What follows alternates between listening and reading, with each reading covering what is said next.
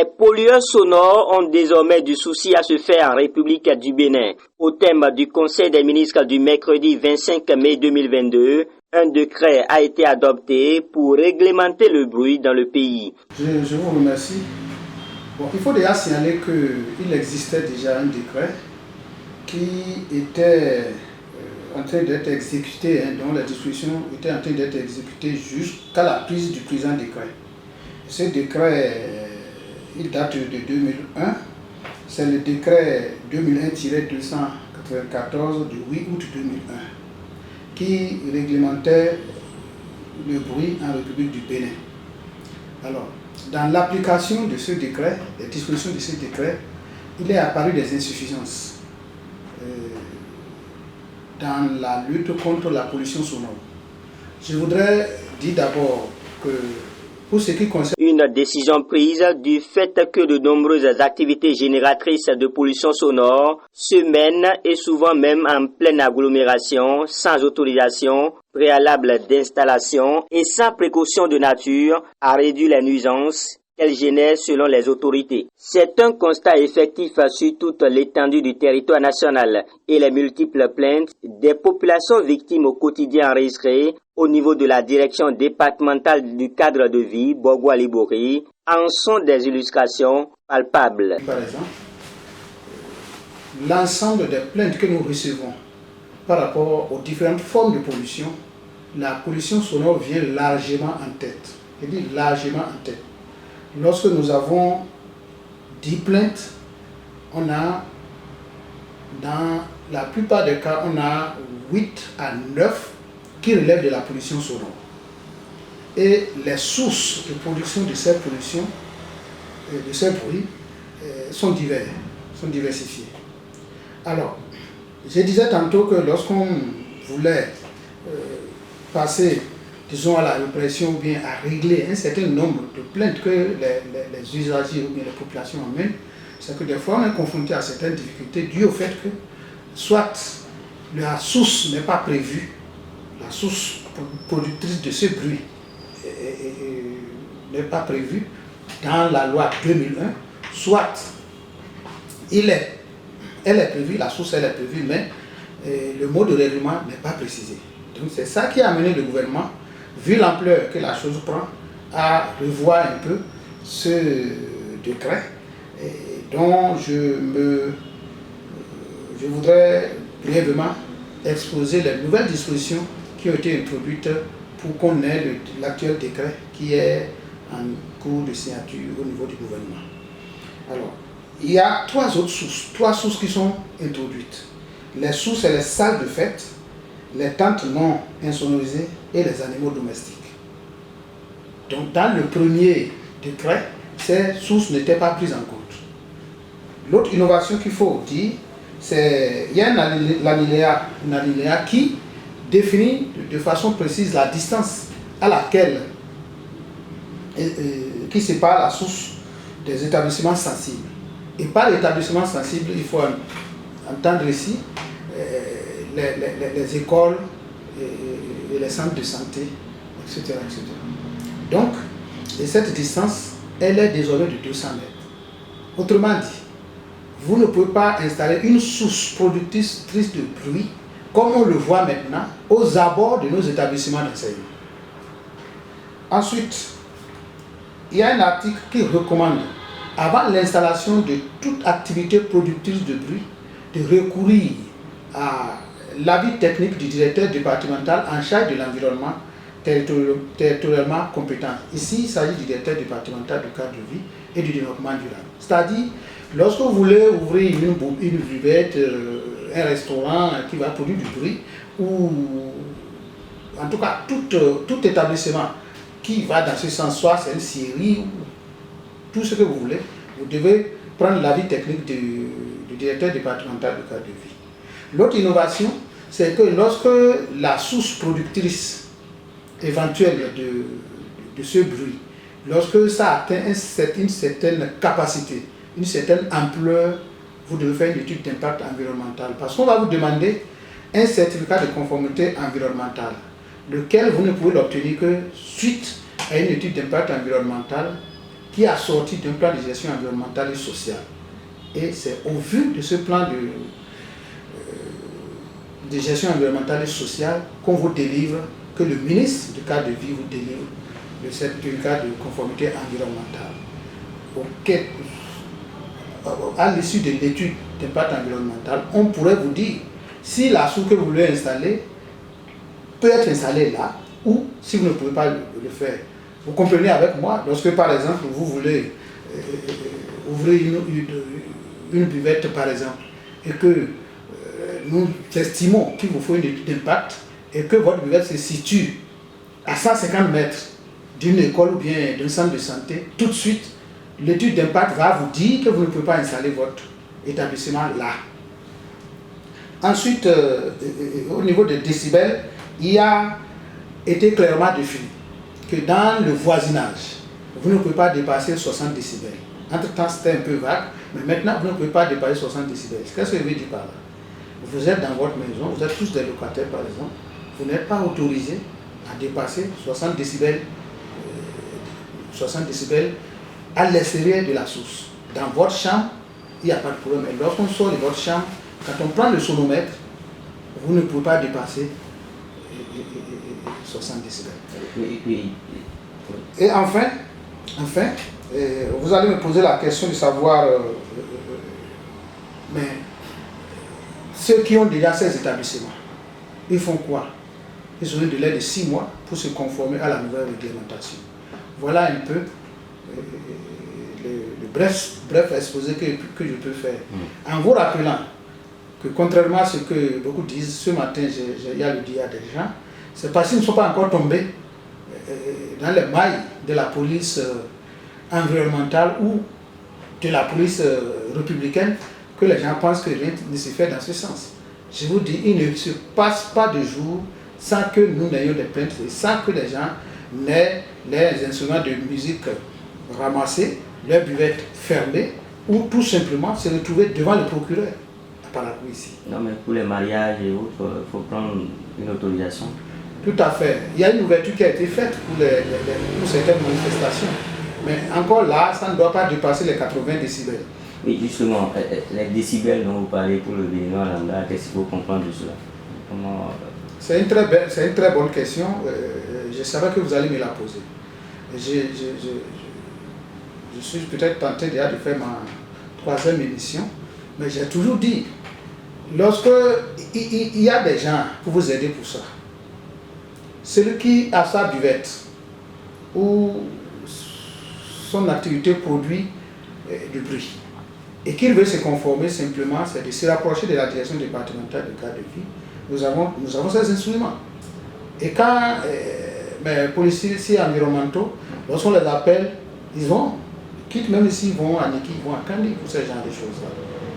Quelqu'un qui veut vraiment se mettre en règle, il peut aller, on va lui mesurer les décibels pour lui dire, bon voilà, à partir de tel vous êtes déjà assis, à partir de tel vous êtes déjà assis. Et si c'est vous-même qui avez votre appareil, qui jouez, le bouton de volume, vous le manipulez.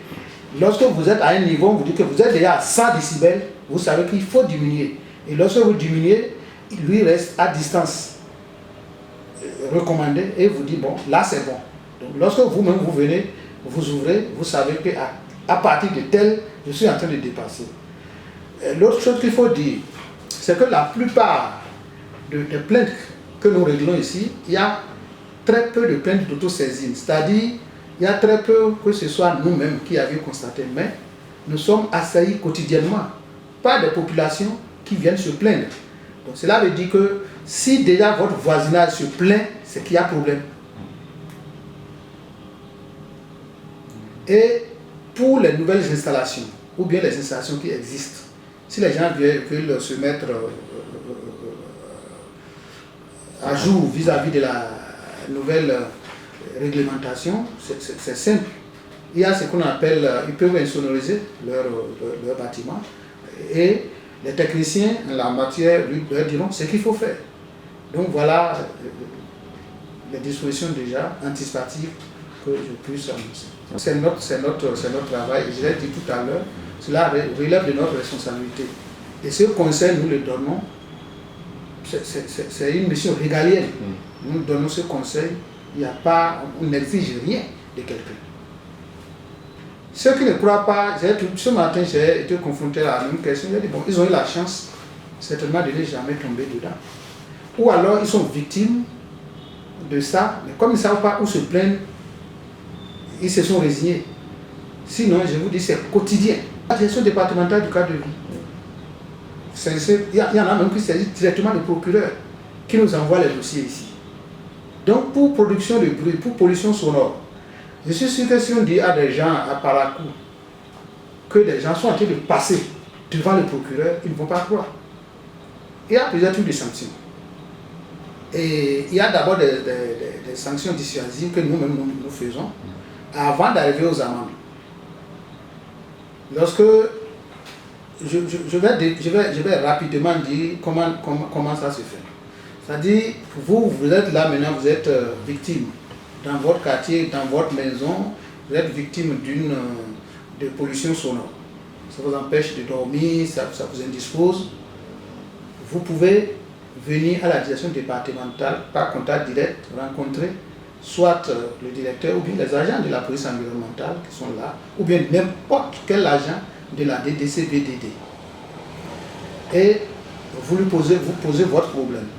Ou alors vous pouvez faire un écrit que vous venez déposer au secrétariat administratif de la direction. Ou alors vous appelez tout simplement. Beaucoup connaissent le numéro des agents de la police environnementale. Vous appelez et vous posez votre problème. Dans ce cas, vous êtes libre de le faire à visage découvert ou alors vous êtes libre de le faire sous anonymat. Si vous faites sous anonymat, il y a l'agent de la police environnementale va essayer de régler le problème en ne dévoilant pas, mais en disant que c'est le voisinage. Mais il y en a, beaucoup préfèrent le faire à visage découvert. Et dans ce cas, on vous appelle. On vous appelle, le plaignant est là, le mis en cause est là, et on dit la conduite à tenir.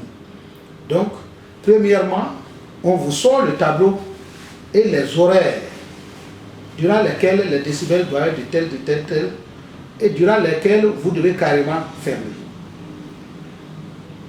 Ensuite, on vous observe. Si le plaignant revient, le ou les plaignants reviennent, c'est que vous n'avez pas obéi. Je signale d'abord que lorsque des plaintes sont déposées, les agents de la police environnementale se déplacent. Il arrive plusieurs fois que moi-même, je fasse partie de la délégation qui se déplace pour aller constater l'effectivité de la plainte. Et tous, autant les plaignants que nous-mêmes, nous vous suivons. Mais lorsque malgré tout ça, vous continuez, on peut venir fermer. Soit, si c'est dans une église, si c'est dans une buvette, on ramasse les instruments. Et ça peut faire 15 jours, ça peut être 2 semaines, une semaine, ça peut être 2 semaines, ça peut être 1 mois. Et après, on vous restitue. Si vous continuez, on saisit et on vous envoie au trésor. Quand vous envoie au trésor, vous savez ce que c'est.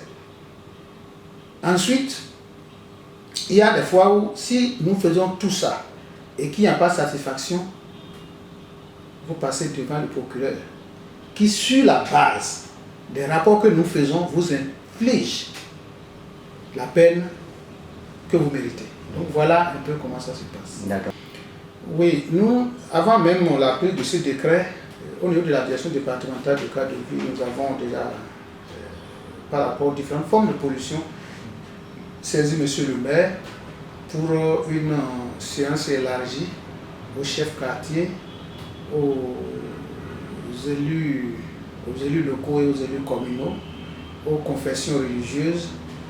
En fait, ce parterre sera défini de commun accord avec la mairie.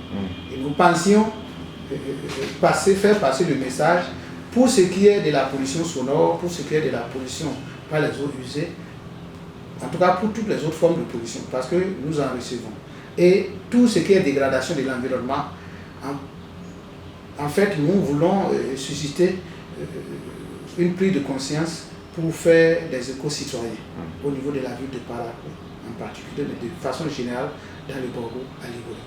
Donc, quant aux descentes, je l'ai dit, peut-être que nous allons commencer par associer les médias lors de nos sorties. C'est des sorties qui se font pratiquement de façon quotidienne. Il ne se passe pas une semaine sans que les agents n'aillent sur le terrain. Et je disais tout à l'heure, les autosaisines sont rares parce que déjà avant que nous-mêmes on aille, les gens déjà nous sollicitent. Mais l'autre part, c'est que compte tenu du fait de l'importance que le gouvernement accorde à la lutte contre la pollution sonore surtout, nous nous trouverons dans l'obligation de sortir pour faire de la sensibilisation. Ça peut être des sensibilisations ciblées, c'est-à-dire vers les gens dont les activités génèrent le bruit. L'ouverture des ateliers bruyants, notamment les moulins, les scieries, les forges, les discothèques, les bars, les restaurants, ainsi que la circulation des véhicules de publicité sonore et toute autre forme de communication ou manifestation bruyante, en zone d'habitation y compris, sur les lieux de culte, est interdite dans les périodes ci-après, les jours ouvrables de 13h à 15h et 22h à 6h du matin, et les jours de repos de 20h à 10h du matin. Donc ce serait avec les buvettes, ce serait avec des menuets, ce serait avec les confessions religieuses surtout, ceux qui jouent de la musique dans les églises. Et de façon générale aussi, nous allons passer beaucoup plus par les médias pour toucher ceux qui, lors des manifestations, exagèrent en termes de production de bruit. D'accord. Vous avez quelque chose à dire pour terminer? Oui, je voudrais dire aux gens, j'ai entendu qu'il ne faut pas que les gens pensent que ce décret est pris, il sera comme ça. Vous m'avez demandé tout à l'heure quand est-ce qu'on commence. Je voudrais vous dire que ça a déjà commencé. Parce que ce que je suis en train de faire là, c'est que nous avons déjà commencé par faire connaître le décret. Et nous le ferons encore davantage. Je suis déjà passé sur 2 organes et je suis sûr, compte tenu de l'intensité des questions qui ont été posées, que les gens ont commencé par savoir. La majorité sait maintenant à qui s'adresser. Et je vous dis, en matière de pollution sonore, nous sommes très regardants au niveau de la DDC-BDD Borgo-Libreville. Ça, beaucoup de personnes peuvent témoigner. Le procureur de la République est là, il pose la question. Et c'est le nombre de fois nous le saisissons pour dire qu'il y a telle situation, telle situation. Merci beaucoup, directeur. C'est moi qui vous remercie. C'est bon. Plus rien ne sera comme avant. Après les séances de sensibilisation, des sanctions vont suivre pour tout contrevenant. Plus de 2 décennies après l'entrée en vigueur du décret numéro 2001-294 du 8 août 2001 portant réglementation du bruit en République du Bénin, les tests ont donc été revus et actualisés pour une meilleure application. Les récidivistes se retrouveront devant le procureur de la République.